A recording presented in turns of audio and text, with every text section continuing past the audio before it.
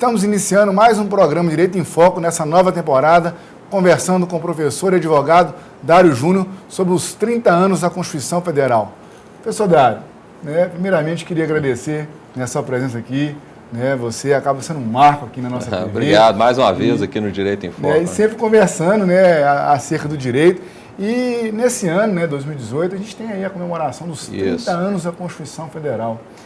Então a gente queria, de alguma forma, destacar quais foram os avanços, os retrocessos, o que se pode esperar da Constituição, principalmente nesse tempo aí em que várias discussões complexas têm, de alguma forma, testado os dispositivos constitucionais. Mas antes, seja bem-vindo ao nosso programa. Obrigado. Olha, é sempre muito bom falar da Constituição. Eu gosto de falar da Constituição porque eu sou realmente um admirador da Constituição como construção política e jurídica, resultado de uma fase pela qual o Brasil passou e que demonstra um grau de maturidade do seu povo. Já são 30 anos que a Constituição faz esse ano, em 2018, no dia 5 de outubro de 88, que ela foi promulgada. Mas ela é fruto de um processo, um processo constituinte que durou 2 anos praticamente e que proporcionou ao Brasil, enquanto nação, uma rediscussão dos seus próprios fundamentos. Para nós que acompanhamos a história ali acontecendo, éramos adolescentes, isso é mais ou menos dessa época também, foi possível ver uma transição, que foi a transição, possível naquele momento, a transição que a nação foi capaz de fazer e que nos deu uma lição muito grande. Num primeiro momento, nós achávamos que haveria com a nova Constituição o alvorecer de um horizonte mágico, uma coisa bela, uma coisa fantástica para todos os brasileiros, mas logo depois nós vimos que a realidade é bem diferente. A Constituição ela traz sim uma estrutura uma estrutura essencial para a nação, mas ela não transforma a nação em algo extraordinário. É preciso o quê? A partir dessa estrutura, a própria nação ir construindo o seu bem-estar, construindo aquilo que possa significar desenvolvimento, que possa significar avanços em todos os aspectos da vida nacional. Você me fez lembrar uma fala do meu professor do mestrado e doutorado, Adriano Pilati. Ele fala que a Constituição é uma moldura. A paisagem resta ao seu povo colocar ali, dar sentido, aquilo que está contextualizado na Constituição Federal. Nós tivemos, logo da promulgação da Constituição, nós sentimos assim, realmente avanços no campo dos direitos fundamentais, no campo dos direitos trabalhistas, uma melhor organização institucional, com instituições fortes, instituições bem estruturadas, e isso é realmente uma base para que o real que se pretende possa se concretizar. Mas é uma base extremamente importante, é uma base que deve ser considerada e preservada. Evidente que a própria Constituição ela estabelece mecanismos para a sua própria reforma, é o chamado poder constituinte derivado, que foi muito utilizado até nesses 30 anos. Nós tivemos aí um sem número de emendas constitucionais, parece que já passamos aí dos 70 emendas. Quase chegando na 100 já. Na 100ª emenda, então isso é muito, mas demonstra também uma vitalidade, ou seja, a estrutura constitucional não fica estagnada e nem pode ficar estagnada. Mas, de todo modo, nós saímos de um regime militar que proporcionou aí uma série de cerceamentos democráticos. Com a Constituição, nós percebemos assim uma mudança em diversos campos, principalmente relativos aos direitos fundamentais. Por exemplo, no caso de uma condenação eloquente ao racismo, a todo tipo de discriminação, conclamando todo o tecido da sociedade a uma inclusão, né, de todos na participação, uma estrutura de administração pública que o texto constitucional sinaliza que deve respeitar a legalidade, a moralidade, a impessoalidade, a publicidade, depois foi acrescentada a eficiência.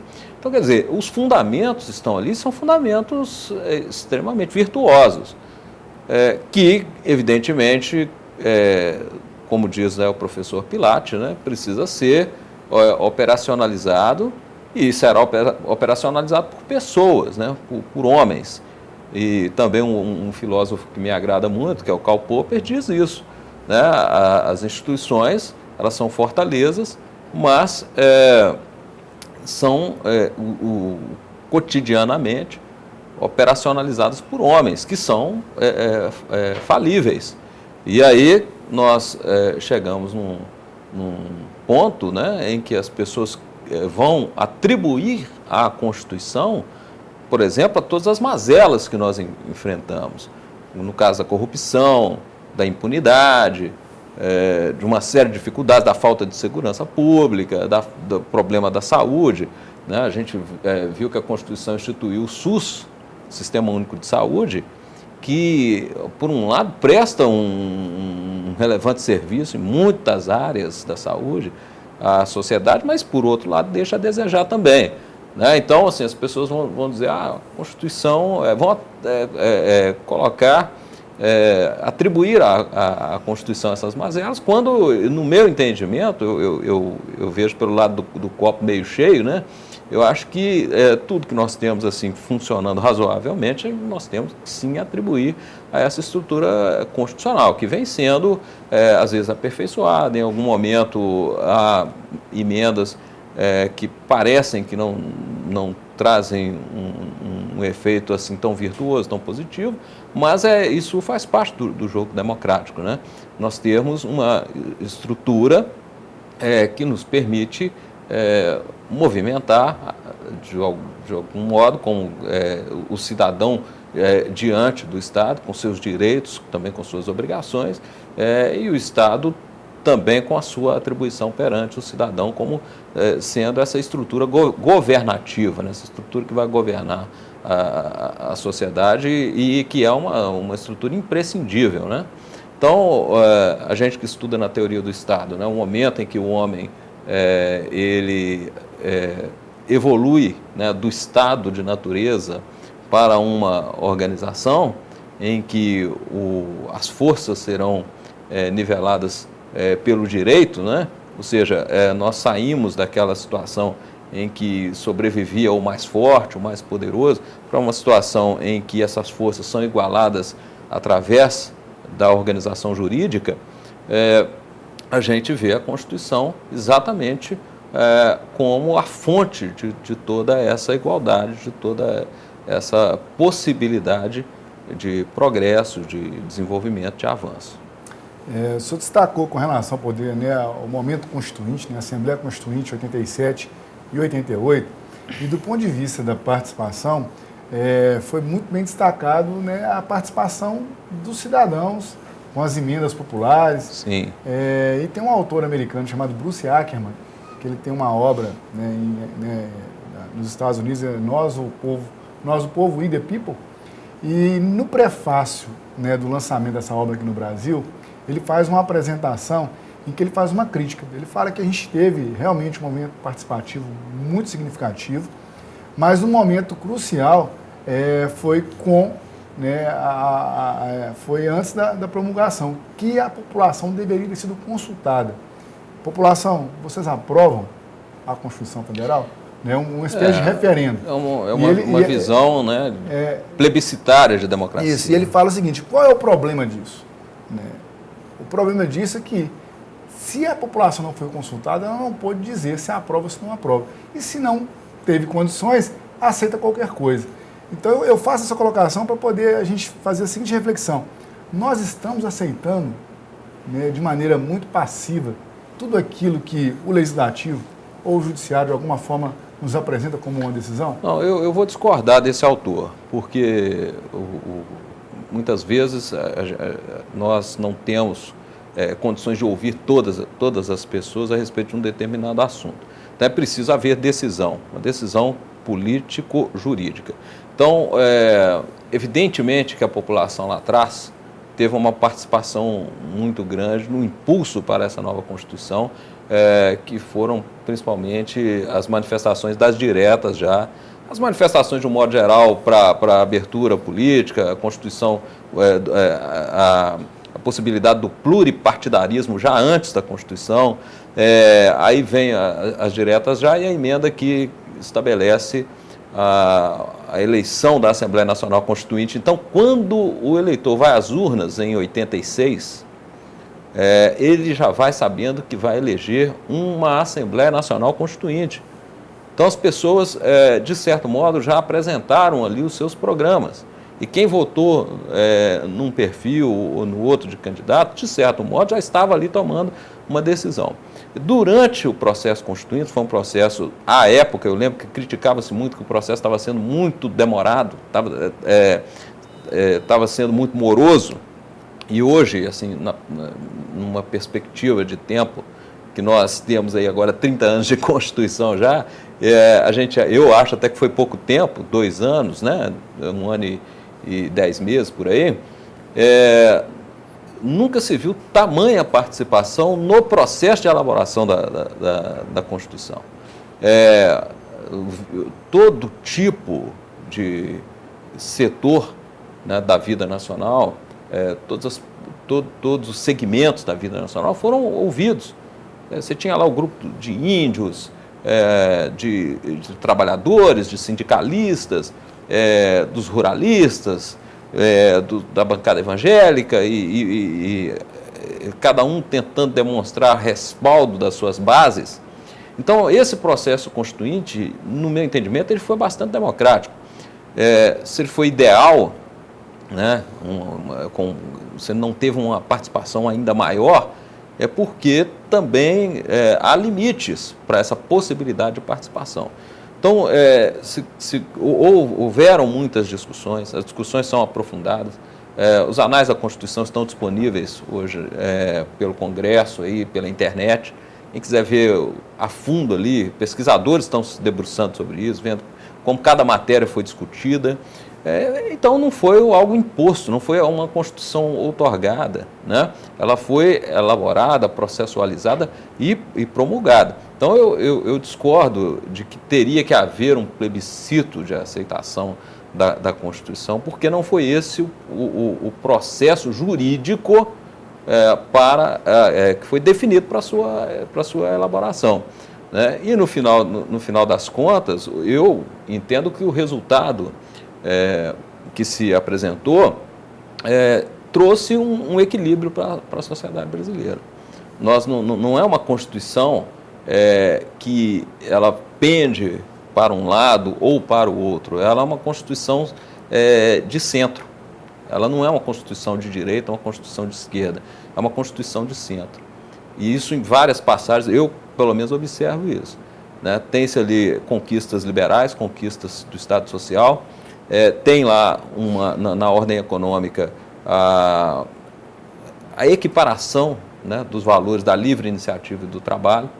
Então, esse resultado que o texto constitucional nos apresenta é um resultado que trouxe um certo equilíbrio para a organização jurídica e política do nosso país. Evidentemente que tudo isso, né, o direito, se você for olhar, ele depende também dos fatores reais de poder, né, como diz aquele o Ferdinand Lassalle, né? Ou seja, os fatores reais de poder estão aí, muitas vezes controlados, né, pelo texto constitucional. Então, esse texto constitucional, bem ou mal, ele vem resistindo a esses fatores reais de poder, que eu vou te falar que é o poder da força bruta, né?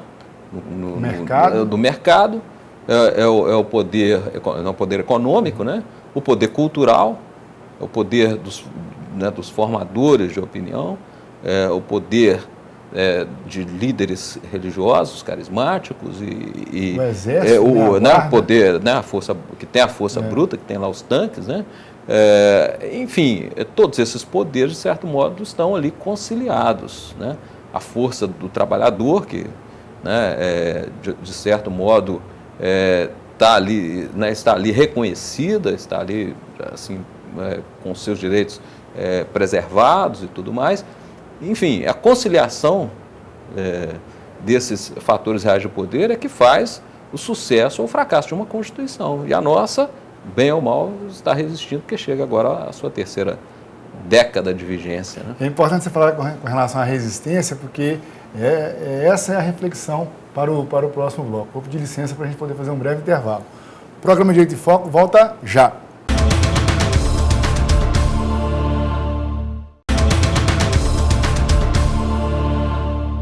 Voltamos para o segundo bloco do programa Direito em Foco pela DOC TV, conversando com o professor e advogado Dário Júnior sobre os 30 anos da Constituição Federal. Professor Dário Júnior, primeiro bloco, um panorama, né, forte aí a respeito, né, dos avanços, né, até mesmo dessa questão relacionada à resistência da Constituição em relação aos fatos que têm, né, de alguma forma, sendo vivenciados, né, nos últimos tempos. Agora, a gente pode refletir, a Constituição realmente tem resistido? Olha, ela tem sofrido algum desgaste em relação a isso? Como é que o senhor enxerga isso? Veja bem, o que eu encerrei o último bloco falando que a Constituição permite uma conciliação de opostos, né? Eu acho isso a maior vantagem de qualquer Constituição, que é estabelecer um equilíbrio para que as pessoas possam tocar a sua vida cotidianamente. Nos últimos tempos, a gente viu reacender aí um certo radicalismo nos debates, principalmente no campo da política, que acaba se estendendo aí para outros setores da vida, né? Tudo acaba sendo, de certo modo, politizado. Falando em conciliação de opostos e de contenção de radicalismos, eu vou citar um exemplo que é muito fácil das pessoas entenderem, que é uma situação, por exemplo, no campo da criminalidade, né? Nós temos dois tipos de opostos. Nós temos um radical de um lado, que entende que o bandido, né, usando um termo assim, genérico, generalizante, o bandido bom é o bandido morto, e que, portanto, deveria haver pena de morte no Brasil, que uma pessoa que cometeu um crime, que está pagando a sua pena, poderia, de repente, ser castigada corporalmente, né, penas corporais. Banido do país. E isso tudo é vedado pela Constituição. Isso é cláusula pétrea no artigo 5º, não é possível, na vigência dessa Constituição, a adoção de pena de morte ou qualquer coisa que o valha. Então, esse radicalismo ele foi contido. Do outro lado, um radicalismo que já entende que o indivíduo que comete um crime, ele não é responsável pelos seus atos e que, pelo contrário, ele não precisa ser castigado e que ele precisa ser acolhido, né? Já é uma visão completamente oposta, que entende talvez até que o criminoso ele tem um papel revolucionário na sociedade e que não deve ser tratado com rigor, né? A Constituição também vai dizer o seguinte: olha, não, nós não temos a pena de morte, mas também não temos que ter toda essa tolerância, essa leniência com quem pratica crimes. Nós temos aqui a pena privativa de liberdade, nós temos aqui a pena restritiva de direitos, nós temos a perda de bens, né? Então, e por outro lado, consagra que ninguém será privado da sua liberdade ou de seus bens sem um devido processo legal. Talvez seja o princípio jurídico mais importante que nós encontramos na Constituição, que diz que o Estado não vai poder intervir na propriedade, não vai poder intervir na liberdade do indivíduo sem ouvi-lo, sem a participação da pessoa interessada na construção daquele provimento estatal que vai definir o seu destino. Né? Então, quando a gente fala em participação na Constituição, nós, nas decisões, de participação para as decisões, não é uma participação só para a decisão política, para a decisão jurídica também, que é essa que acontece todo dia no cotidiano. As pessoas que às vezes são levadas aos tribunais, as pessoas que às vezes precisam resolver alguma coisa na justiça, a essas pessoas é assegurado o direito de participação processual. Né? Então, todo povo é legitimado ao processo, e essa é a grande conquista da Constituição. E ser legitimado ao processo quer dizer, nenhuma decisão será tomada sem a participação dos interessados. Uma participação ativa, no sentido de apresentar seus argumentos, de apresentar seus documentos, de apresentar suas provas. Evidentemente que isso não assegura o êxito da sua pretensão, mas é um avanço democrático importantíssimo. Então, nesse aspecto, né, por essa perspectiva, nós temos sim uma Constituição que é vivenciada todos os dias pelo povo e que influencia o comportamento das pessoas também. Hoje nós temos um clima, apesar de que há entre alguma militância assim, quer nos fazer entender que há um clima opressivo, né, com relação a determinadas minorias. O que eu observo hoje é realmente o direito dessas minorias sendo observado, uma maior tolerância, um movimento cada vez maior de inclusão, né? E isso é influência da Constituição no nosso cotidiano. Eu acho que a grande fragilidade da Constituição acabou sendo uma dificuldade de conter as mazelas da administração pública. Aí, realmente, nós tivemos, nesse período constitucional, por exemplo, aí, muitas emancipações de municípios, criação de um estado, de novos estados, uma administração pública que ficou bastante inchada, muitas vezes não consegue dar as respostas mais efetivas, né? Apesar de terem colocado lá o princípio da eficiência, né? Isso por si só não assegura eficiência, né? Então, por esse aspecto, nós observamos assim, uma administração pública que muitas vezes não consegue dar uma resposta imediata às necessidades da sociedade. Mas, ao mesmo tempo, uma administração pública também que está sujeita a uma série de controles que são estabelecidos pela Constituição. Então, por um lado, a Constituição ela também estabelece um certo controle a um poder que, se for deixado sem sem um controle jurídico, ele realmente vai extrapolar, que é o poder do Estado, né? A população ela tem dialogado mais com a Constituição. Eu, recentemente, tive a oportunidade de escrever um artigo, no final do mês de janeiro, né, sobre os 30 anos da Constituição, que foi publicado no jornal aqui em Caratinga. Sim. E eu tive a oportunidade de ler e realmente é um artigo que eu recomendo, né? As pessoas têm que ler ali. E ali a gente acabou destacando, né, o impeachment do Collor, o impeachment da Dilma, Mensalão e Lava Jato como exemplo de enfrentamento que a Constituição né, teve que passar. Sem dúvida. E ao final do artigo a gente fala assim, né, a gente tem que dialogar mais com a Constituição, a gente tem que participar mais. Sem dúvida. E eu estou puxando esse destaque porque você recentemente, né, criou uma página, né, no Facebook para poder falar da Constituição. Sim. Uma forma de promover um diálogo com os alunos. Inclusive chama de Diálogos Fundamentais. Isso. O nome que nós escolhemos é Diálogos Fundamentais. O objetivo é esse mesmo, é proporcionar cada vez mais um debate sobre os inúmeros temas constitucionais, né? Eu não sou muito especialista na área, não sou, né, assim, um constitucionalista, como é o seu caso, e de outros colegas, mas eu tive essa iniciativa para proporcionar, né, a produção de algum conteúdo acadêmico e lembrar já desde o início do ano que esse é o ano dos 30 anos da Constituição e a partir daí eu creio que muitas coisas interessantes serão ali abordadas, conteúdos realmente proveitosos, né, para quem estuda e também para quem não é da área jurídica, mas tem interesse por esses temas. Né? As pessoas têm que estar mais atentas ao que está acontecendo no país, no mundo. Sem dúvida. Né, dialogar com a Constituição, ler a Constituição, porque daí a gente vai poder fazer reflexões, né, mais reais acerca do que está acontecendo. Exato. E democracia é isso, né? Você ter essa possibilidade de refletir sobre a sua realidade sem qualquer cerceamento. Né? Ouvir um lado, ouvir o outro,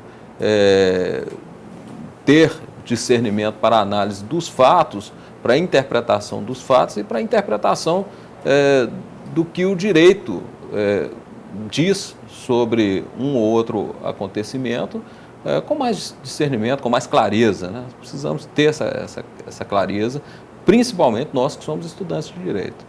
Professor Dário, queria agradecer aqui a sua presença, dizer que mais uma vez marcou, né, fica aí a dica, acompanhar aí a página Diálogos Fundamentais. Tem muito assunto, né? Eu acho que o Direito em Foco esse ano pode concentrar bastante em temas constitucionais aí, porque a Constituição, como diz o ministro Carlos Aires Brito, né, é como o posto Ipiranga, né? Tem tudo lá.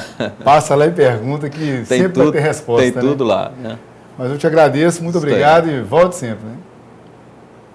O programa Direito em Foco se despede, até o próximo encontro.